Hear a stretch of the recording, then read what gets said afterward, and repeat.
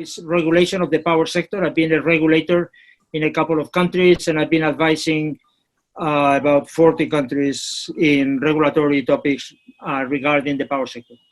Thank you. Thank you very much, Prof. So I would invite Stefan Adria to introduce yourself, at least so that at least people will know who will be assisting us with the interpretation.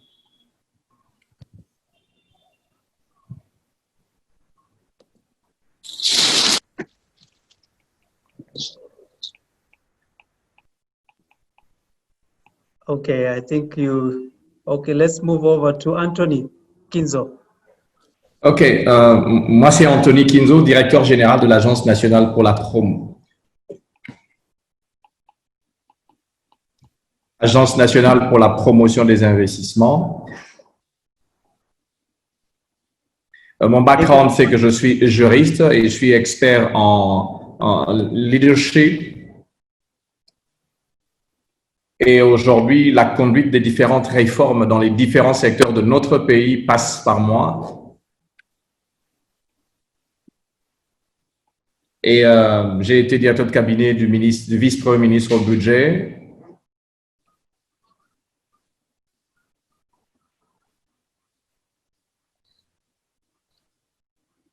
Et ce qui a fait que nous avons été en contact avec le projet du grand INGA. Et j'ai été directeur de cabinet au ministère du portefeuille aussi.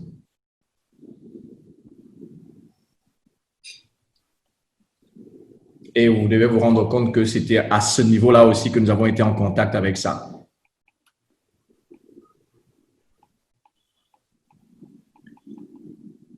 Mon background d'auditeur juridique de PwC. Et j'ai été chez PricewaterhouseCoopers. Et nous avons participé à certaines due diligence pour le dossier INGA à un certain moment.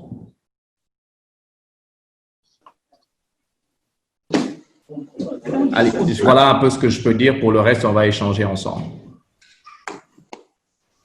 Très bien. Très bien, c'est clair.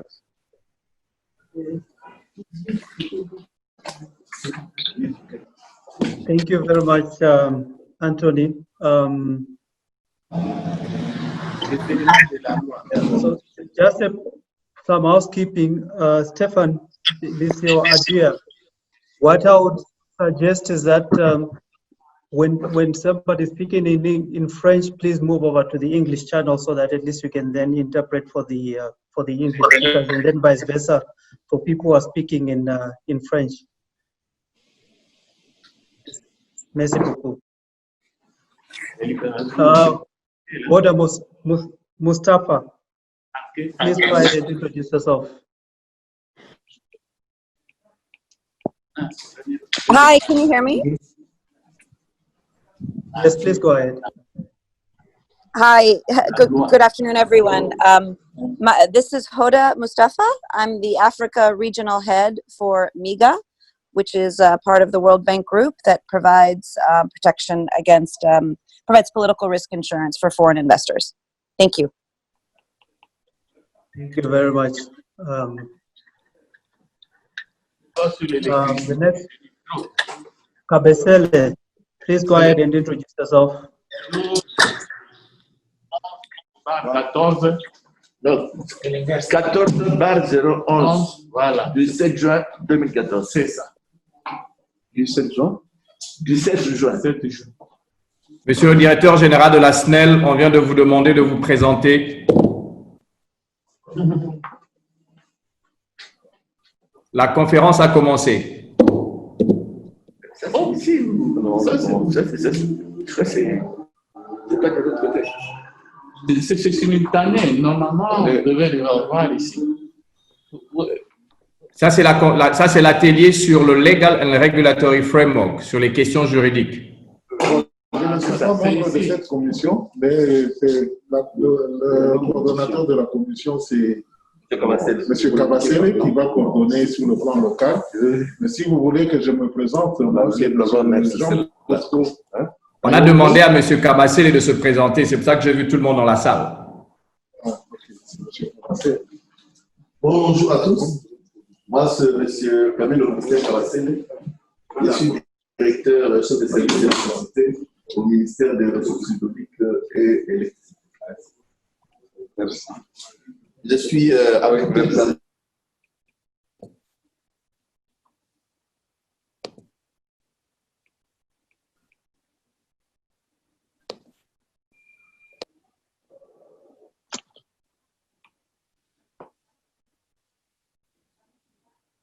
He's muted. Mr. Kabasele, you are muted.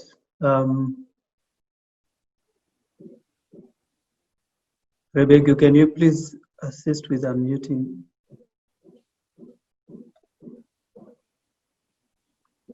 C'est bon maintenant? Yes, we can hear you now. Please let him go ahead. He was muted. Donc, je ferai la présentation.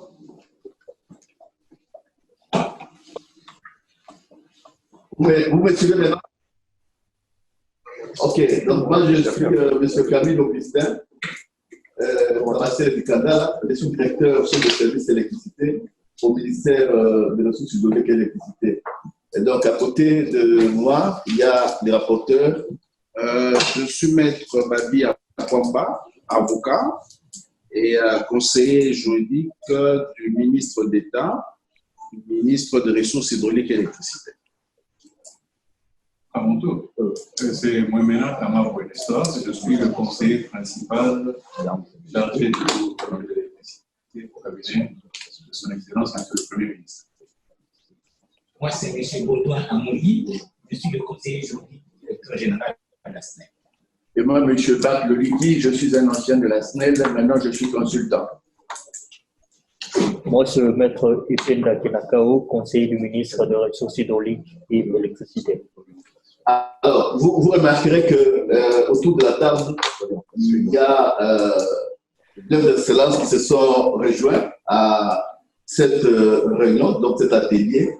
Donc là, vous avez son Excellence, Monsieur le ministre d'État, ministre des Ressources hydrauliques et électricité. Il y a les deux jeunes de SNEL, il y a les chargés de mission de la DEPI, donc qui vont aussi participer dans cette réunion cet atelier qui est assez important, qui va se concentrer sur le cadre réglementaire et juridique. Donc, merci.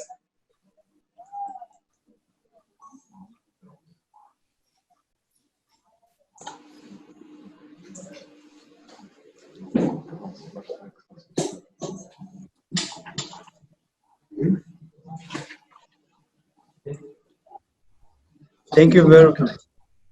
Il faudrait qu'on avait Vous aviez introduit la... C'est les...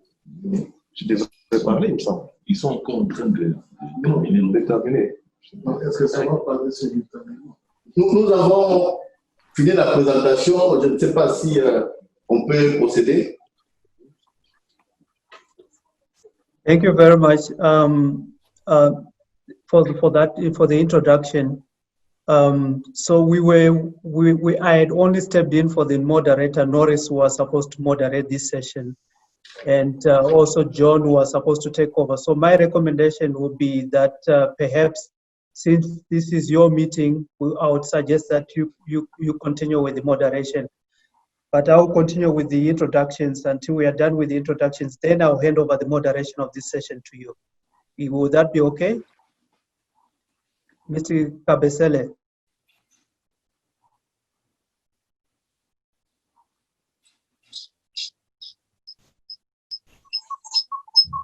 Oui, nous avons un petit souci. Apparemment, nous ne voyons pas les gens qui sont avec vous, donc de l'autre côté. Donc, de notre côté, nous, on est prêts. Mais alors, je pense que le programme tel qu'il a été prévu, il sera question que vous procédiez à les présentations qui étaient programmées.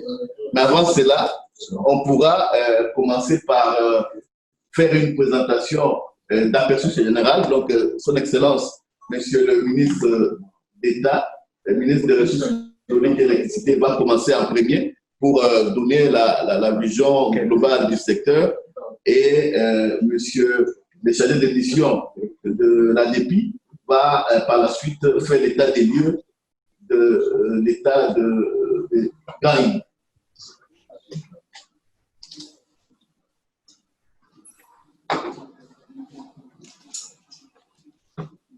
Si vous êtes d'accord avec ces plans, donc nous pouvons avancer. Donc, je ne sais pas si vous m'avez suivi.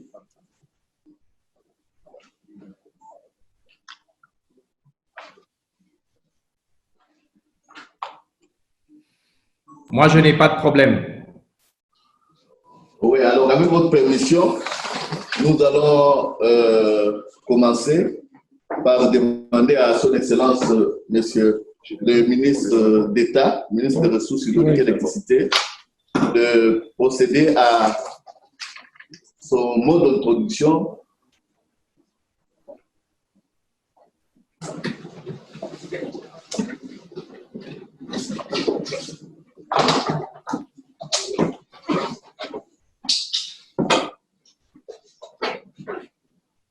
Excellent, Monsieur le ministre d'État, ministre des Ressources hydrauliques et de l'électricité, vous avez la parole.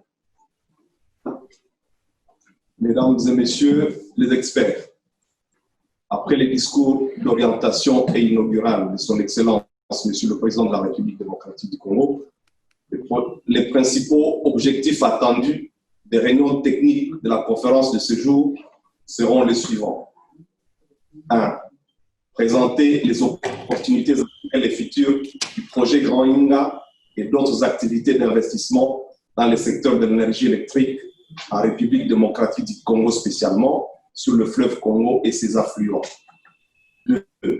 Encourager des appels à manifestation d'intérêt de la part des participants pour l'achat d'énergie à produire au cours des phases subséquentes du projet Grand Inga. 3. Encourager un dialogue approfondi, une collaboration d'investissement entre les entrepreneurs publics et privés et les plus hautes instances politiques et économiques, aussi bien au niveau de la République démocratique du Congo qu'au niveau continental. 4. Présenter un aperçu de l'état actuel de la coopération et de l'intégration continentale et régionale, politique et technique en matière d'énergie durable. 5.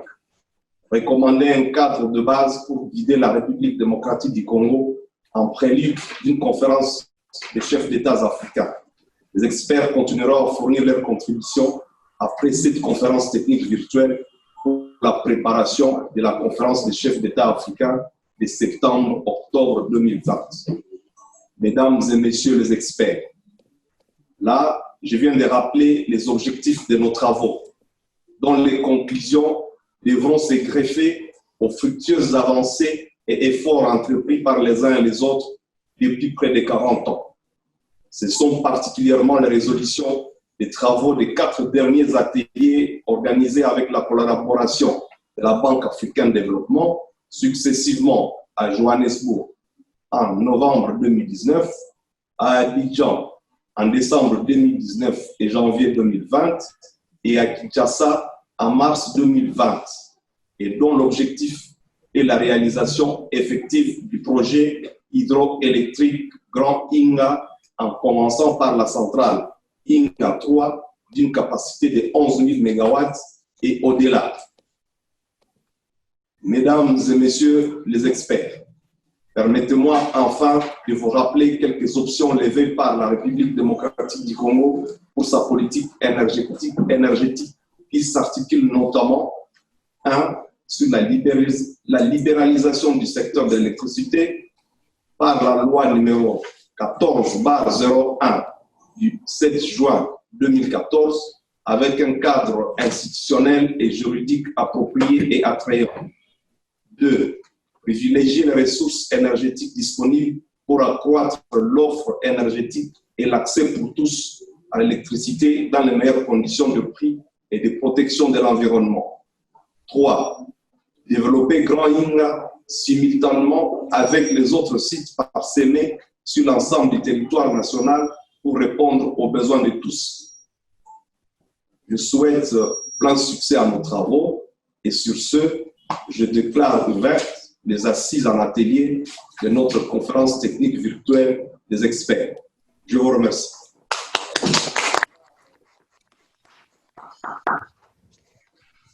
Merci, excellent pour votre mot d'introduction qui présente pratiquement les cadres généraux par rapport aux avancées de ce grand projet qui est un projet panafricain. Donc, maintenant, je vais devoir donner la parole à monsieur le chargé de mission de la NEPI pour l'état des lieux de INGA. Merci beaucoup, monsieur le modérateur, Excellence, monsieur le ministre d'État, Excellence, monsieur le conseiller spécial, messieurs les participants. Je m'appelle Kapanji Kalala Kuno, chargé de mission du chef de l'État, en charge de l'Agence pour le développement et la promotion du projet Grand Inga à Débit en cycle. Le projet Grand Inga fait partie de la politique énergétique du gouvernement congolais, tel que arrêté par le gouvernement depuis des années, depuis 2013, et qui continue à être appliqué. Et le projet INGA, compte tenu de sa particularité, a donné lieu à la mise en place d'une structure institutionnelle particulière que l'Agence de développement et de la promotion du projet Grand INGA, qui relève de l'autorité directe du chef de l'État et qui travaille sur le programme de la politique du gouvernement. L'agence elle-même a deux structures. Il y a le conseil stratégique qui est dirigé par le chef de l'État, qui comprend comme membre le Premier ministre, le ministre ayant en charge de l'électricité, le budget, les finances, l'environnement et le directeur général de la direction générale de l'agence. Et il y a la direction générale de l'agence qui gère et met en pratique, en œuvre, la politique et le programme de construction du barrage Grand Inga depuis sa promotion jusqu'à son développement. Je dois signaler que le mot Inga veut dire oui en langue locale, c'est-à-dire la langue où se trouve le site Inga. Le nom nous a été donné par un capitaine britannique, le nom de Turquie en 1816. Où est-ce que nous en sommes aujourd'hui avec ce projet Grand Inga? Grand Inga a une base. La première base, c'est Inga. L'exploitation de la première partie de Inga qui a été inaugurée. La centrale a été inaugurée en 1972, Inga 1, et Inga 2 en 1982. Depuis, rien ne s'est fait. Et depuis 2010, la volonté politique et la volonté aussi du peuple congolais et les besoins qui se présentaient ont fait que l'option a été levée par des autorités du pays. Le peuple congolais a réalisé le Grand Inga. Et depuis ce temps, la mise en place de la stratégie d'exécution de ce projet a été lancée. Ainsi, je vais vous donner les grandes dates, mais vous avez toutes ces informations dans la note qui vous a été présentée et aussi dans cette brochure qui est en français et en anglais, qui se trouve sur le site de la conférence. Ainsi donc, en 2010, le processus de réalisation du projet INGA a commencé et en 2013, les financements ont été obtenus de la part de la Banque africaine de développement pour réaliser les études de faisabilité. Et à l'issue de ces études, dont les résultats étaient présentés en 2015, on a élaboré les dossiers d'appel d'offres. Les études ont été réalisées en passant par le cabinet AFCOM et EDF, et le dossier d'appel d'offres est venu avec le concours d'AEDF, mais aussi d'un consortium des cabinets d'études, notamment EDF, Auric, Banque Lazare et Tractebel. C'est à la suite de ces dossiers d'appel d'offres dont l'offre était lancée au plan international pour amener à ce que les gens viennent pour réaliser Yinga. Et les options ont été levées, on réalise Yinga en mode biotique. Et à l'issue du processus, 2 offres ont été présentées en 2017 par le consortium chinois qui s'appelle China Yinga 3, qui est composé de 5 entreprises chinoises et d'un consortium espagnol composé de 2 firmes privées.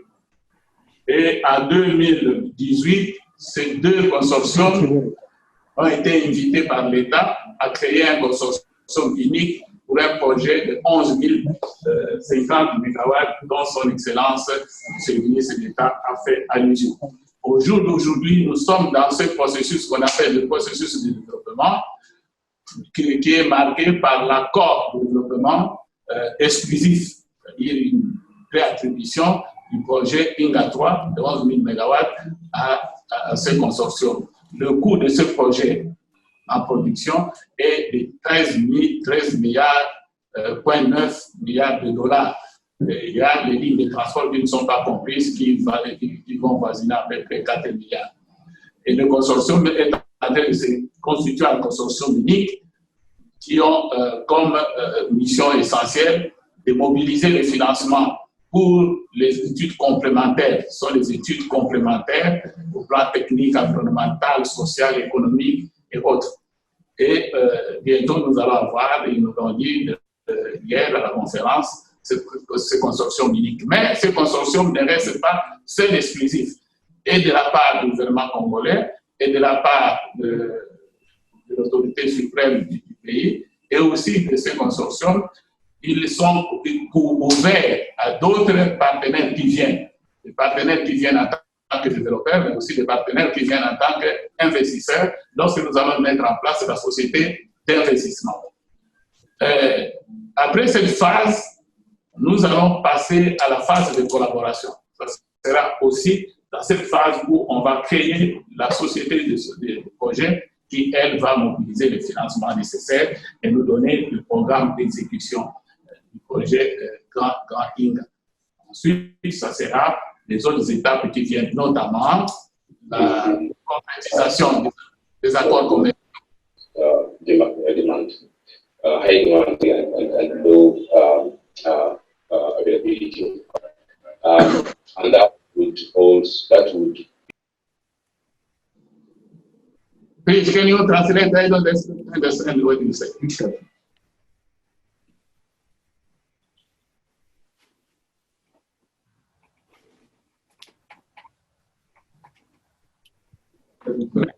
J'allais d'ailleurs vers la conclusion. Donc, ce consortium va se renforcer avec d'autres partenaires qui vont venir parce que depuis qu'on a atteint la phase de développement, plusieurs manifestations d'intérêt se sont ajoutées à ces 2 premiers consortiums pour développer le projet Yinga 3 et aussi pour acheter l'énergie. La grande question était, est-ce qu'il y avait des acheteurs? Oui.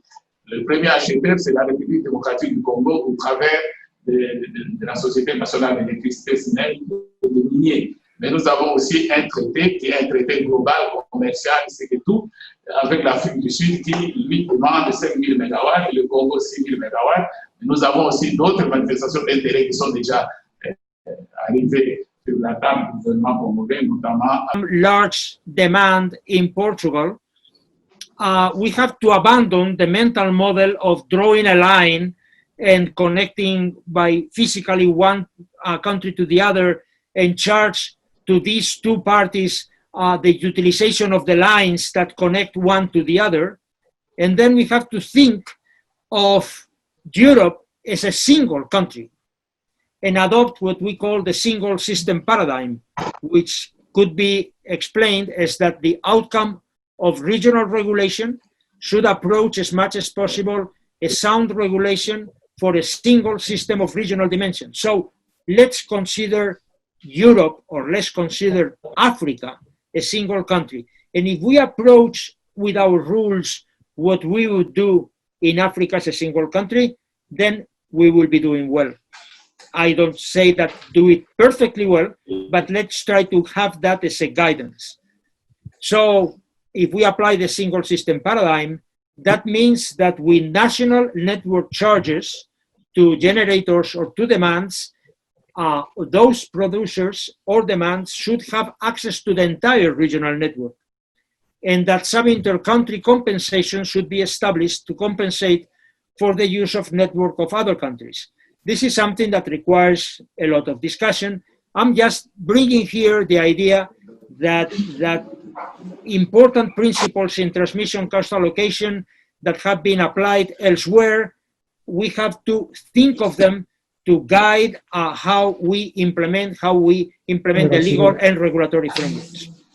So, for instance, I was looking as an example to the cost allocation, transmission cost allocation rules in the Western Africa Power Pool, and I think that best international practices would be useful to illuminate, to guide some of the proposals in the Western Africa Power Pool. For instance, this approach put together by Herrera is based on commercial transactions, point-to-point tariffs, which are not compatible with the single system paradigm. Revenue requirement might depend on losses, congestions, and line loading levels. Again, it is very important to shield, to protect the revenue requirement from uncertainties. Only demand is charged. Well, beneficiaries are both demand and generation.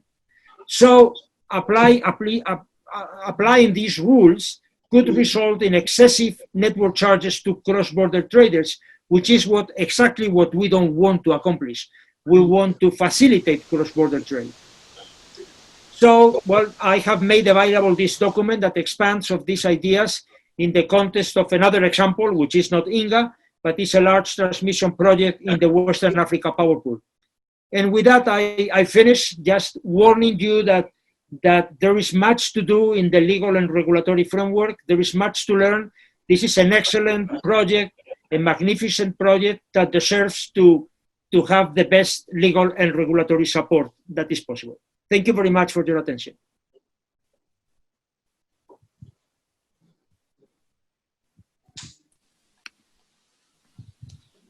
Ok, merci professeur Ignacio pour votre présentation.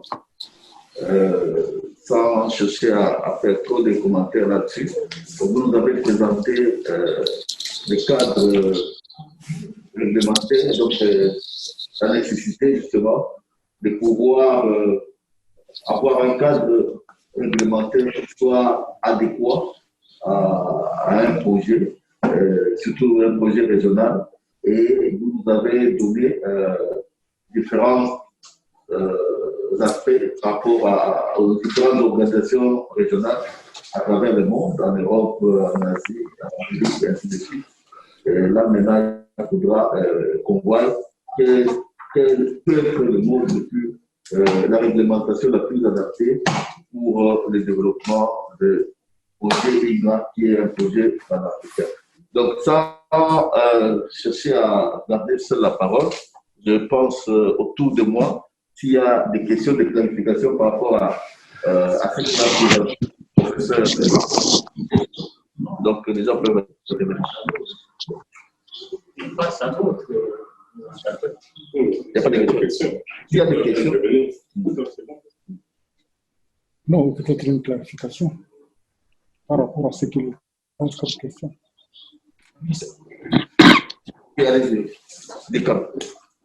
En fait, s'il faut revenir, je me présente, je réponds au nom de Kahindo Louis, je suis le directeur de cabinet du ministre d'État, ministre des Ressources hydrauliques et électricité. Effectivement, comme le professeur venait de le dire, les réflexions qui ont été menées en République démocratique du Congo pour le développement du projet INGA ont prévu effectivement qu'il y ait un cadre réglementaire tout à fait approprié, notamment commençant par une loi spécifique qui permettrait à tout le monde de pouvoir développer le projet, s'intégrer dans le projet INGA. À Ségovia, il y a des cadres qui sont assez régionaux. Par exemple, dans le cadre du PAC ou des autres pôles énergétiques, il y a des régulateurs qui existent et des régulateurs nationaux qui existent. Et tout ça devra se mettre en symbiose pour permettre une intégration de tout le monde dans le développement du projet Inga 3. Grand Inga plutôt.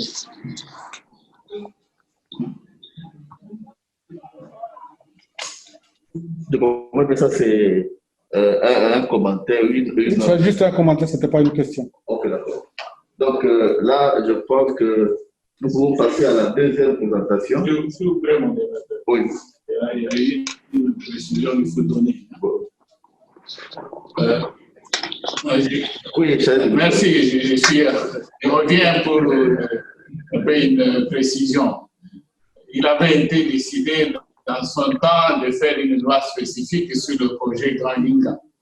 Mais le projet présenté par au niveau du Parlement n'a pas trouvé l'accord du Parlement. Le Parlement a estimé que la loi sur le secteur de l'électricité est suffisante pour gérer le projet Grand Inga. Il y avait tout simplement un élément qu'il fallait changer dans cette loi, c'était la durée de la concession. Parce que les différents partenaires qui ont manifesté l'intérêt estimaient qu'un projet de 14 milliards de dollars, la concession limitée à seulement 30 ans, paraissait très faible. Et le Parlement a voté une loi qui a modifié l'article 52 de la loi sur l'électricité qui libéralise en fait la durée de la concession qui sera traitée pour cas par cas. Pour chaque projet, la durée de la concession sera discutée à ce niveau. Voilà la situation au plan juridique en ce qui concerne la loi spécifique. Il n'y a pas une loi spécifique, il y a une loi qui encadre tous les secteurs de l'électricité. Merci. Bon, merci pour les contributions. Là, si vous ne trouvez pas d'inconvénient, nous allons passer à la deuxième présentation, celle de M. Pascal. Un seuil infranchissable de 4800. Les deux candidats ont demandé à aller au-delà des 8000 potentiellement prévus par le document d'appel d'offres. Le marché a évolué parce qu'il faut encore revenir en arrière et observer que le processus a été lancé dans les années 2000 et formellement en 2009. Vous imaginez en 2017 le temps écoulé, le besoin des populations africaines, le besoin des industries. Donc en tenant compte de tout ça et d'autres considérations certainement économique, la RDC a accédé à la demande d'examiner la pertinence d'un projet à 11 000 mégawatts. Après quoi, comme je l'ai indiqué tout à l'heure, un accord de développement exclusif a été signé en octobre 2018, lequel prévoit la constitution d'un consortium unique et monsieur le ministre chargé de mission nous a indiqué que ce processus était en cours. Et après quoi, des négociations exclusives en vue de la signature d'une concession préalable à la finalisation de la mobilisation de fonds et le closing financier. Donc, vous voyez bien qu'en réalité, aujourd'hui, lorsqu'on parle du cadre du processus en cours, au-delà des lois applicables, en particulier la loi sur l'électricité, il faut songer aux engagements du pays. Et les engagements du pays, c'est d'abord le processus, c'est d'abord le document de consultation en vigueur, mais plus fondamentalement, c'est la signature du pays dans le cadre de l'accord de développement exclusif. Cet accord, il est en vigueur, il lie le pays et ses dispositions doivent être prises en compte dans le cadre des décisions qui sont éventuellement contemplées par le pays relativement à la première phase Inga 3, étant entendu qu'il s'agit d'un projet phasé et que les phases ultérieures, 4, 5 et 6, d'après la conception du processus de recrutement à l'époque, devaient faire l'objet d'autres procédures. Donc, l'ADE est en vigueur et ces stipulations pertinentes doivent être prises en compte. Parmi ces stipulations, il me semble qu'il faut absolument rappeler que les deux groupements appelés à constituer un consortium unique s'étaient engagés à financer, à prendre en charge le coût de financement des travaux d'exécution, ce qui était également perçu comme la contribution, la contrepartie de l'attribution provisoire qui était faite. Voilà pour le cadre contractuel. Le cadre institutionnel, je pense qu'on a pu assister avec précision l'intervention de monsieur le chargé de mission auprès du chef de l'État. Donc, je ne vais pas revenir sur l'ADEPI et sa mission et l'interaction rappelée par le chargé de mission, c'est-à-dire le lien qui est fait désormais avec la création, la mise en place d'un comité stratégique, donc qui fait la jonction entre l'ADEPI et le gouvernement, notamment les ministères dont les services sont absolument nécessaires pour la conduite harmonieuse d'un projet dans un État et en particulier un projet comme celui-ci. Je le dis aussi parce que à une autre époque, des observations ont été entendues qu'il fallait faire en sorte que ADEPI ne paraisse pas comme une institution isolée au sein de la grande machine administrative, puisque les décisions prises devaient pouvoir être efficacement exécutées. Et je pense que cette ordonnance à laquelle il a été fait référence a permis de faire cette jonction. Évidemment, le ministère de l'Énergie est département clé dans un projet comme celui-ci. C'est une évidence sur laquelle il ne faut pas revenir. Quant aux engagements internationaux qui, là encore, participent du cadre juridique du projet, c'est une évidence, mais il faut le dire. En 2011, l'Afrique du Sud avait soumis à la RDC un projet d'accord visant à développer ensemble le projet Grand Inga. Ce n'était pas question de Inga 3, c'était question de Grand Inga.